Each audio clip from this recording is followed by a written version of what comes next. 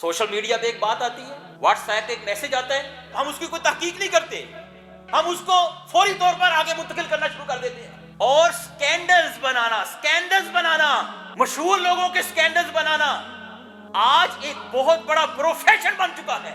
آپ کی پوری میڈیا انڈسٹری سکینڈلز کے اوپر کھڑی ہے اور کروڑوں اربوں روپے کا کاروبار کر رہے ہیں۔ ہمارے اخبارات و رسائل اس سکینڈلز کے اوپر کھڑے ہیں، ہماری سیاست ان سکینڈلز کے اوپر کھڑی ہے، ہماری معاشرت ان سکینڈلز کے اوپر کھڑی ہے۔ آخر جب ہم اخبار میں اس طرح کی خبریں پڑھتے ہیں، جب سوشل میڈیا پہ ایسے میسج ریسیو کرتے ہیں، ایسے ویڈیو کلپ ہم میں وصول ہوتے ہیں، تو ہمارا ایمان ہمیں کیوں اس بات پہ مادہ نہیں کرتا کہ ہم فوری کہہ اٹھیں کہ ھذا افک مبین؟ اس لیے کہ مفسرین نے بالکل دو ٹوک لکھا ہے کہ ہر مسلمان پر لازم ہے کہ وہ دوسرے مسلمان کی آبرو کی حفاظت کرے، اس لیے کہ دوسرے مسلمان کی آبرو کی حفاظت اصل میں اپنی حفاظت ہے، کہ مسلمان ایک امت واحد اور جسد واحد کی طرح ہے۔ لیکن اس سے بھی بڑھ کر سوال یہ ہے کہ جو چینلز ہیں، یہ جو سوشل میڈیا ہے، یہ جو اخبارات و رسائل ہیں، یہ جو فلمی انڈسٹری ہے، یہ جو آرٹسٹ کے نام سے گروہ موجود ہے، اور یہ جو وزارت اطلاعات و نشریات ہے، یہ غیر مسلم ہے، اس کو نان مسلم چلا رہے ہیں۔ ان قرآن کی آیات کی روح سے جو کام یہود اور مدینے کے منافقین کر رہے تھے، وہ آج مسلمانوں کی لیڈرشپ کر رہی ہے۔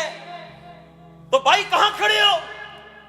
اللہ ہمارے دل کی گرہ کھولے، اللہ ہمیں قرآن کا صحیح فہم عطا فرمائے، ربیع الاول کے اس مہینے میں نبی پاک صلی اللہ علیہ وسلم کی تعلیمات پر عمل کرنے کی توفیق عطا فرمائے۔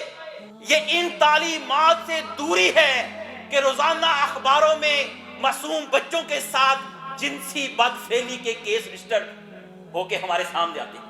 ان حدود و تعزیرات کے عدم نفاذ کی وجہ سے اس اسلامی معاشرے کی قیام میں کے لیے جو تعلیمات قرآن و سنت میں آئی ہیں، ان سے صرف نظر کرنے کی وجہ سے یہ معاشرہ بے حیائی اور عریانی اور فحاشی کی اماجگاہ بن گیا۔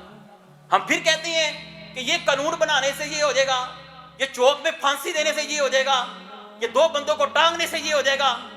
ہم اسلام کے معاشرتی نظام کے بالکل الٹ چل رہے ہیں، الٹ۔ ہمارے قوانین، ہماری اسمبلیاں، ہمارے ادارے، ہمارا میڈیا، ہماری وزارتیں، وہ اسلامی معاشرت کے بالکل الٹ چل رہے ہیں اور چاہتے ہیں کہ رزلٹ یہ نکلے جو اسلامی معاشرے کی کوکھ سے نکلتا ہے۔ یہ نہیں ہو سکتا۔ آپ عورتوں کو گھروں سے نکال کر اور مردوں کے شانہ بشانہ ان کی دوڑیں لگوا کے، ان سے کرکٹ اور فٹ بال کھلوا کے، ان کی پریڈ کروا کے، انہیں پائلٹ بنا کے اس معاشرے کو مسلمان اور پاکیزہ معاشرہ نہیں بنا سکتے۔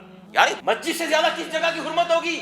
مسجد میں عورتوں کے آنے کو ناپسند فرمایا گیا۔ اگر شانہ بشانہ عورتوں کو نکالنا ہے تو پھر مسجد میں شانہ بشانہ جب سامنے بیٹھ کے یہ خطبہ کیوں نہیں سنتی؟ اللہ کے گھر میں شانہ بشانہ حاضری کیوں نہیں دیتی؟